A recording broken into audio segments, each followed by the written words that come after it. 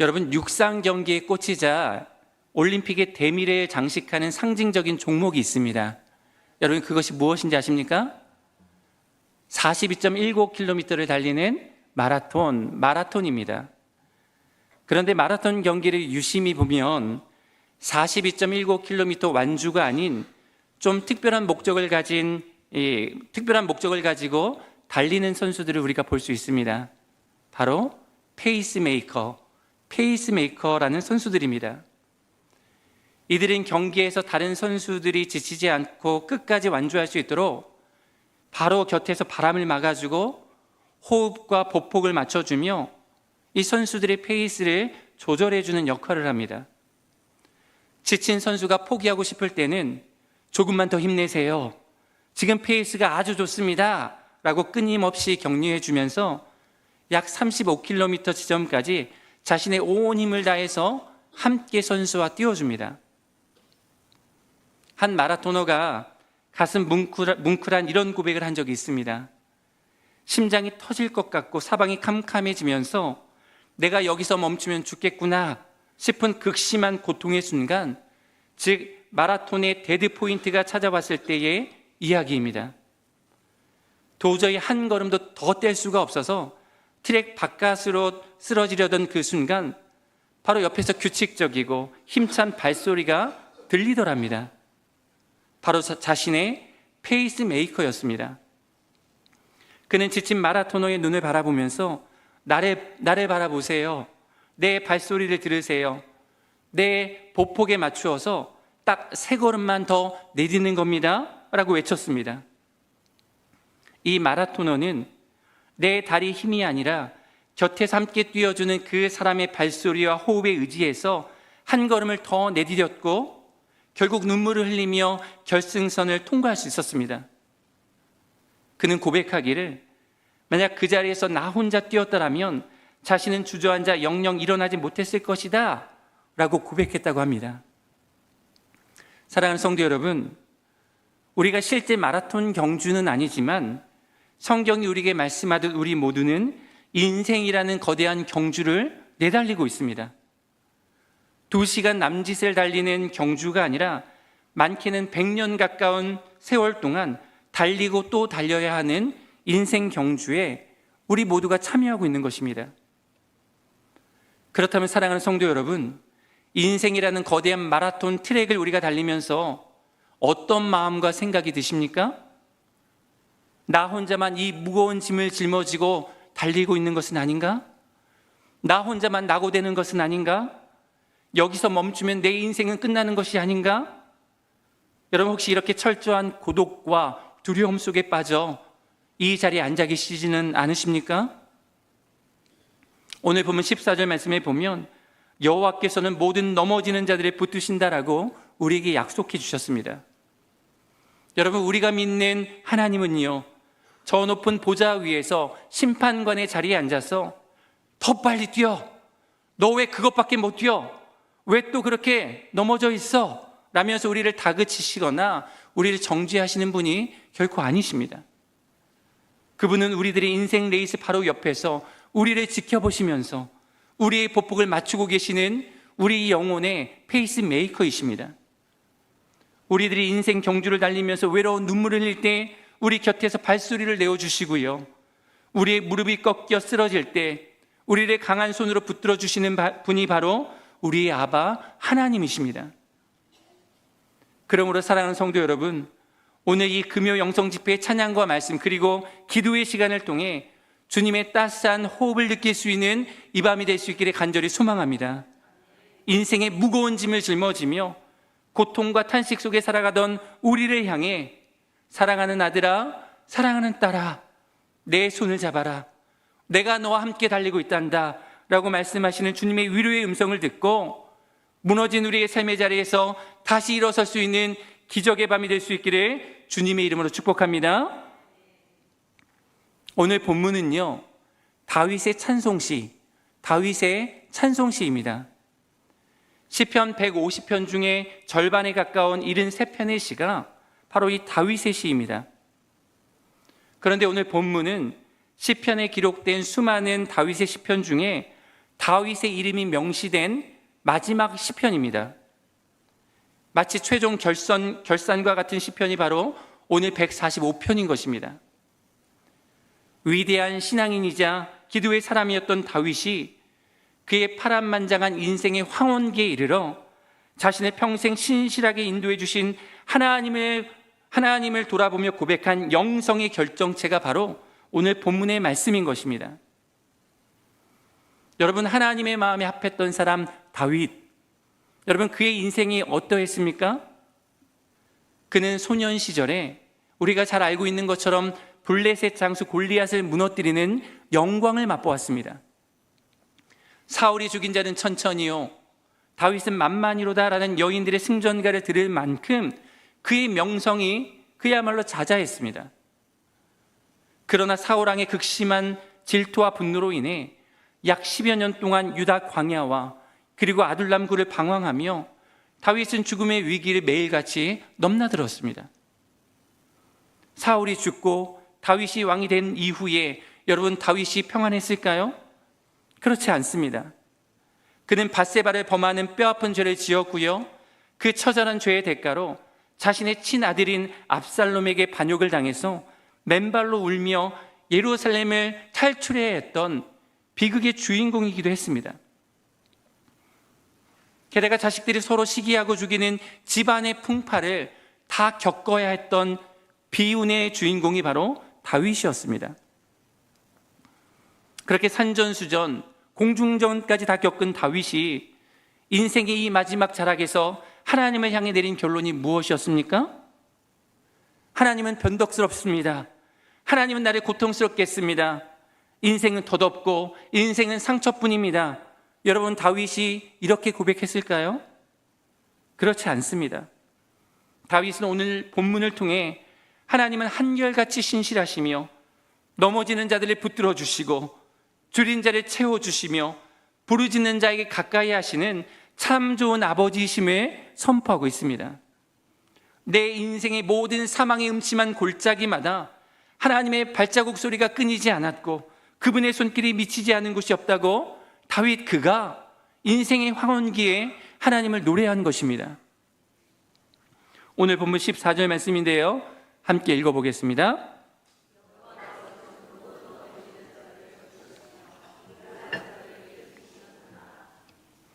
여러분, 다윗이 평생을 경험한 하나님이 어떤 하나님이셨습니까? 모든 넘어지는 자들을 붙들어 주시는 하나님, 세상에서 멸시천대를 받아 비천한 중에 있던 자들을 일으켜 세워주시는 하나님을 다윗 그가 만나고 경험했습니다. 여기서 넘어지는 자들은 어떤 사람들입니까? 히브리어 원어로 보면 이 단어는 비틀거리는 자, 스스로의 힘으로는 서 있을 수가 없어서 쓰러지기 직전의 상태에 있는 자를 가리켜서 넘어지는 자라고 합니다.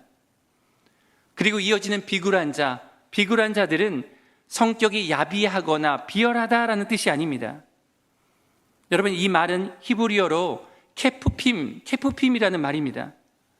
세상의 무거운 짐과 억압에 눌려 허리가 잔뜩 굽어있는 사람, 절망의 무게 때문에 차마 고개를 들지 못하는 사람을 가리키는 말이 케프핌, 오늘 성경으로는 비굴한 자들입니다.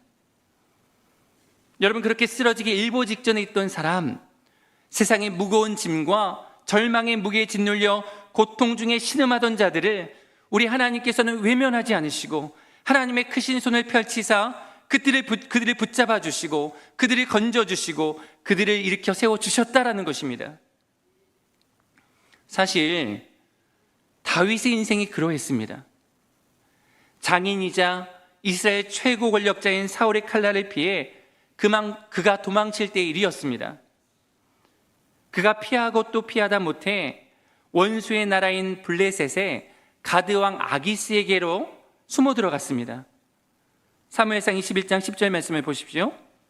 그날에 다윗이 사울을 두려워하여 일어나 도망하여 가드왕 아기스에게로 가니. 여러분, 사울이 너무나 무섭고 두려워서 피했는데 하필 다윗이 피한 곳이 어디입니까? 블레셋 가드 땅입니다. 어디라고요? 블레셋 가드 땅입니다. 여러분, 블레셋은요, 이스라엘과 철천지 원수 관계입니다.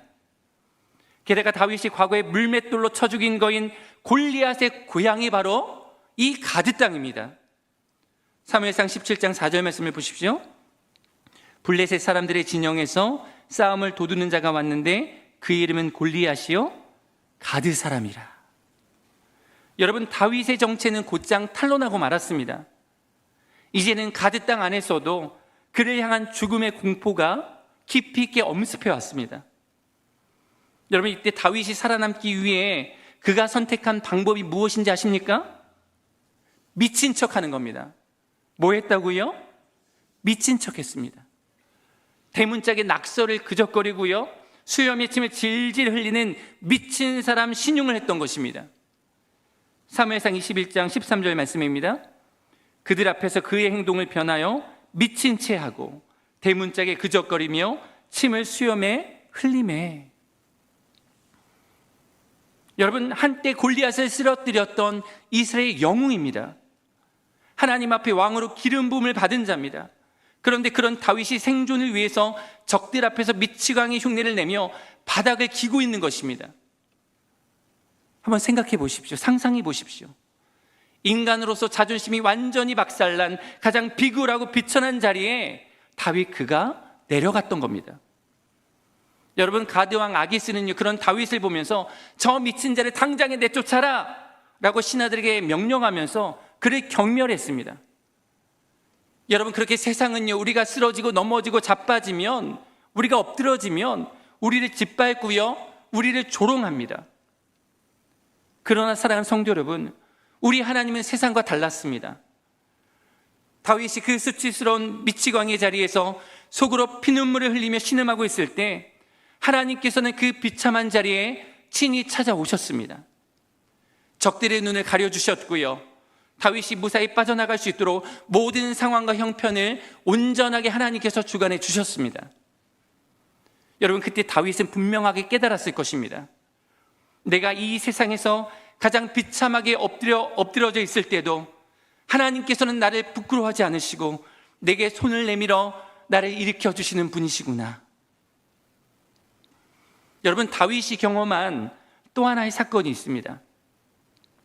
여러분, 사울에게 쫓길 때는 억울하게 당한 고난이었지만 다윗의 중년에는 자신의 죄로 인해 스스로 완전히 자빠지고 무너진 사건이 있었습니다.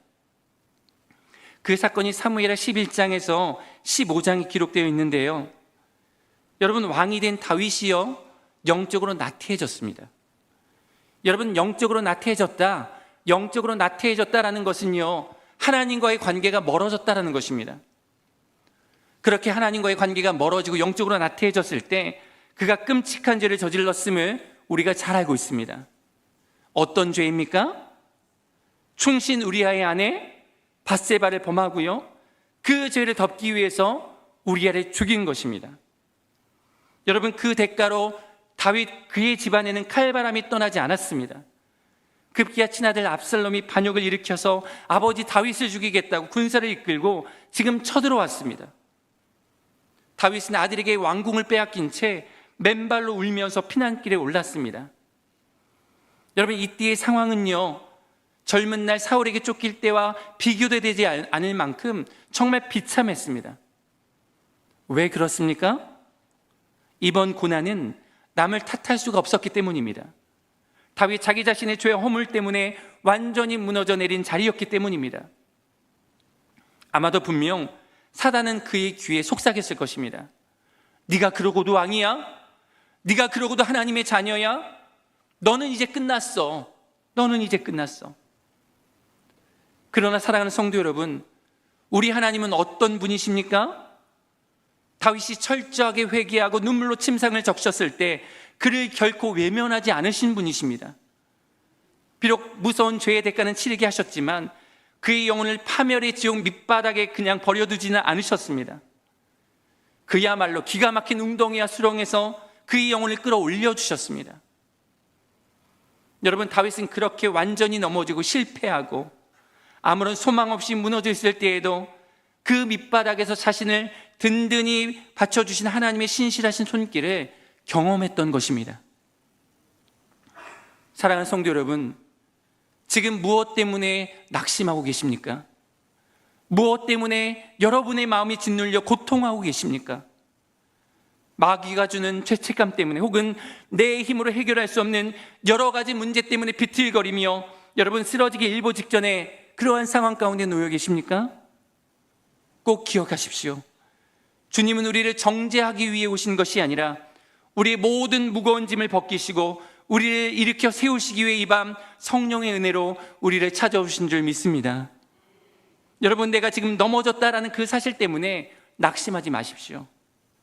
여러분, 우리는요 너무나도 연약하고 우리가 죄인이기 때문에 우리는 얼마든지 넘어질 수 있고요, 얼마든지 실패할 수 있고요, 얼마든지 쓰러질 수 있습니다. 그게 연약한 우리입니다. 죄성을 지닌 우리입니다. 그러나 우리가 넘어진 그 자리, 우리가 쓰러진 그 자리, 우리가 수없이 많은 문제 앞에서 눈물을 흘리면서 고통을 인해 신음하고 있는 그 자리가 바로 하나님의 강한 손과 우리를 향해 펴신 팔을 경험할 수 있는 은혜의 자리입니다. 여러분, 하나님께서 우리를 붙들어 주시면요 어떤 어려움도 문제가 되지 않습니다. 고난도요, 힘든 일도요, 미래의 불안함도요, 주님께서 강한 오른손으로 우리를 붙들어 주시면 아무런 문제가 되지 않습니다. 이사야 41장 10절 말씀인데요, 우리 믿음을 가지고 함께 선포하며 읽도록 하겠습니다. 두려워하지 말라, 내가 너와 함께함이라. 내가 너를 굳세게 하리라. 참으로 너를 도와주리라. 참으로 나의 의로운 오른손으로 너를 붙들리라. 할렐루야. 여러분, 하나님의 신실하신 이 말씀이 우리에게 주신 확실한 약속인 줄 믿으시고 하나님의 그 의로운 오른손을 굳게 붙잡고 우리 다시 일어설 수 있는 복된 이 밤이 되기를 간절히 소망합니다. 우리 이어지는 15절 말씀 그리고 16절 말씀도 같이 보겠습니다. 읽겠습니다. 모든 사람의 눈이 주를 앙망하오니 주는 때를 따라 그들에게 먹을 것을 주시며 손을 펴사 모든 생물의 소원에 만족하게 하시나이다. 아멘. 여러분, 지금 다윗은요 온 우주 만물이 살아가는 비결이 바로 하나님의 손에 달려 있음을 고백하고 있습니다. 그렇습니다. 여러분, 우리 전능하신 하나님께서 손을 펴시고요 우리를 향해 손을 활짝 열어주시면 온 세상이 풍요로움을 얻습니다. 그러나 반대로 하나님께서 손을 거두시면, 그 손을 닫으시면 여러분, 우리 인간들 뿐만 아니라 온 우주 만물이 숨을 거둘 수밖에 없습니다. 그렇게 우리는 유한한 존재입니다. 그래서 우리는 항상 하나님의 공급하심을 절대적으로 신뢰하고 의지하며 살아가야 합니다. 그런데 여러분, 우리가 주목해야 할 단어가 한 가지가 있습니다. 바로 때를 따라, 때를 따라입니다. 여러분, 우리 하나님은 우리에게 공급해 주시되 아무렇게나 무질서하게 주시는 분이 아니십니다. 기분에 따라서 또는 즉흥적으로 공급하시는 분이 아니십니다. 그분은 때를 따라 우리에게 먹을 것을 주시고요 또 때를 따라 손을 펴셔서 우리의 필요를 공급해 주시고 채워주십니다. 그것도 아주 정확한 타이밍에 가장 필요한 순간에, 그리고 알맞은 방법으로 우리의 삶을 채우시고 우리의 삶을 공급해 주십니다. 그런데 여러분, 문제가 무엇입니까? 뭐가 문제입니까? 우리의 조급함이 문제입니다. 여러분, 우리는 어떻습니까? 하나님, 제가 기도하고 있는데 왜 지금 당장 응답해 주지 않으십니까? 내 사업이 이렇게 힘든데, 내 자녀가 저렇게 방황하고 있는데 왜 여전히 내 인생은 광야입니까? 이렇게 불평합니다. 그러나 사랑하는 성도 여러분, 우리 하나님의 시계는요 단 1초의 오차도 없음을 꼭 믿으시길 바랍니다. 내가 기대하고 내가 생각하는 이때와 하나님의 그때가 여러분 다를 뿐입니다. 내가 원하는 때에 내가 원하는 방식으로 응답이 오지 않는다고 해서 하나님께서 나를 잊으신 것이 아닙니다. 하나님께서는 지금 가장 아름다운 열매를 맺게 하시기 위해 하나님의 때를 기다리며 우리를 지금 아름답게 빚어가고 계시는 중이십니다. 그러므로 사랑하는 성도 여러분, 이 밤 우리의 삶을 채우시고 때를 따라 필요한 것들을 공급해 주시는 하나님을 전적으로 신뢰하는 저와 여러분들이 될 수 있기를 간절히 축복합니다. 여러분, 머릿속으로 내 작은 주판을 두드리느라 고생하지 마시고요, 온 우주의 주인이신 하나님의 무한하신 그 창고를 믿음으로 바라보시길 바랍니다. 그렇게 우리가 주님을 향해 믿음의 눈을 들고요, 모든 시선을 주님께 내어 맞출 때 우리의 삶의 모든 결핍을 때에 따라 알맞게 채워가시고 공급해 주시는 그 놀라우신 하나님의 손길을 우리가 경험하게 될 줄 믿습니다. 계속해서 18절 말씀인데요, 같이 읽어보겠습니다. 여호와께서는 자기에게 간구하는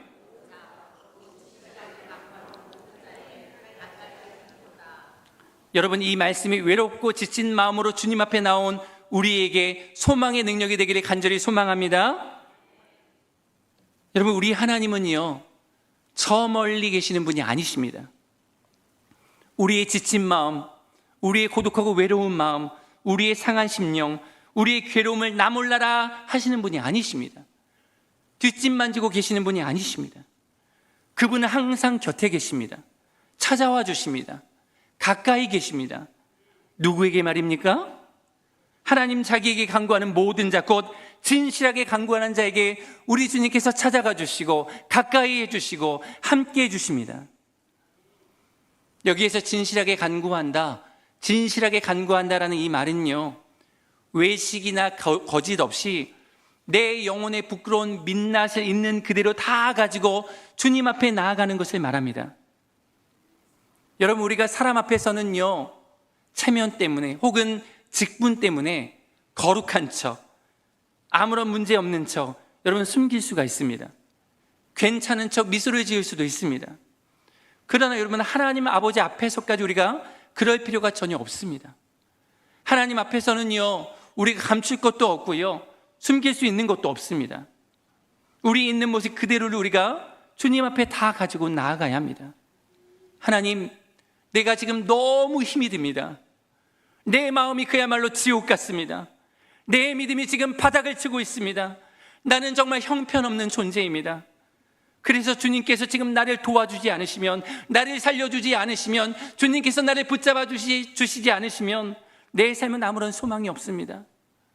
그렇게 내 마음의 상처와 아픔, 분노와 괴로움, 그 모든 날 것 그대로 다 토해내는 것, 여러분, 그것이 바로 진실한 간구입니다.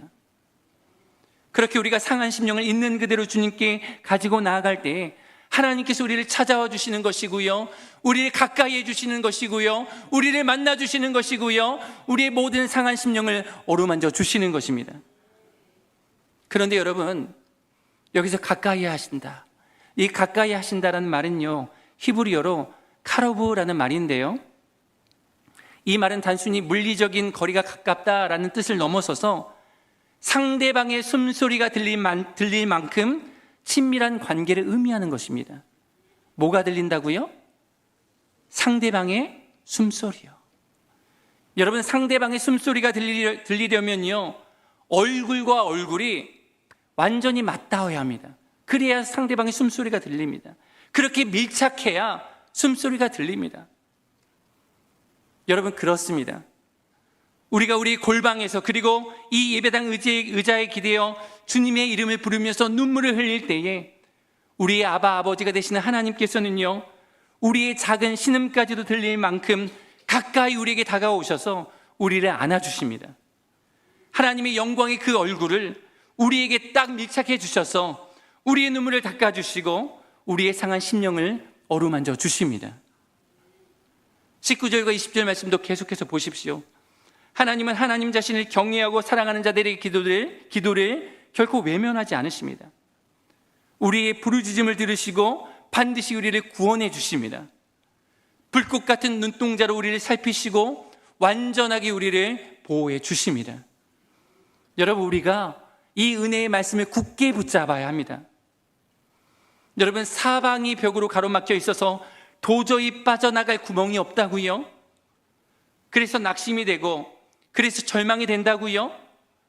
여러분, 사방이 우겨쌈을 당한 것 같아도 우리를 향한 하늘의 문은 반드시 열려 있는 줄 믿으시길 바랍니다.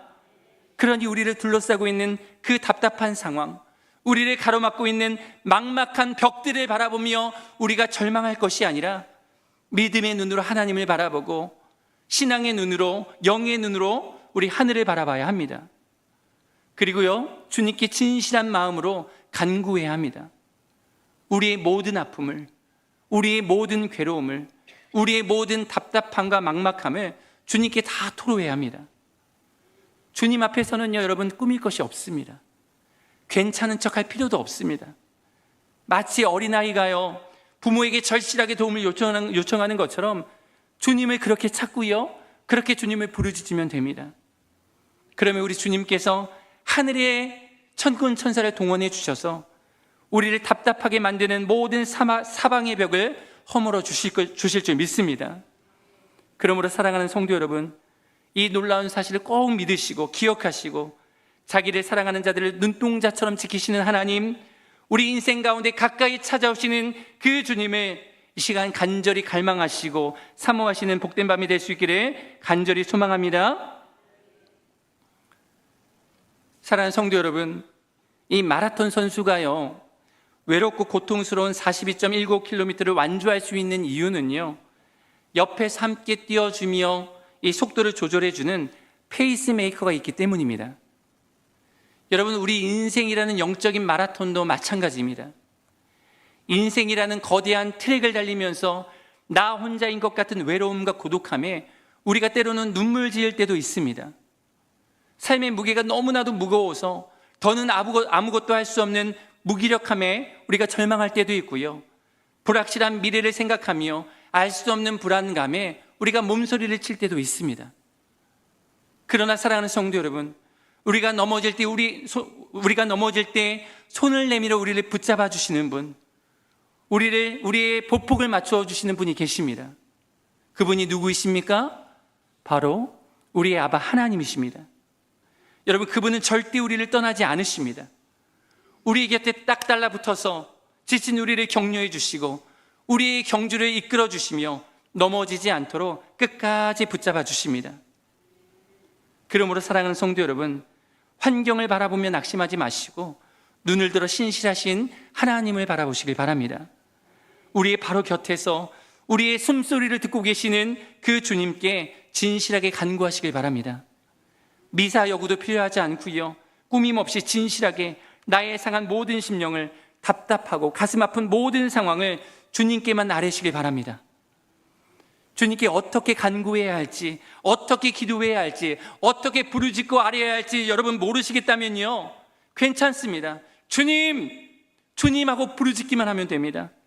주님, 저 좀 도와주세요. 주님, 나 좀 살려주세요.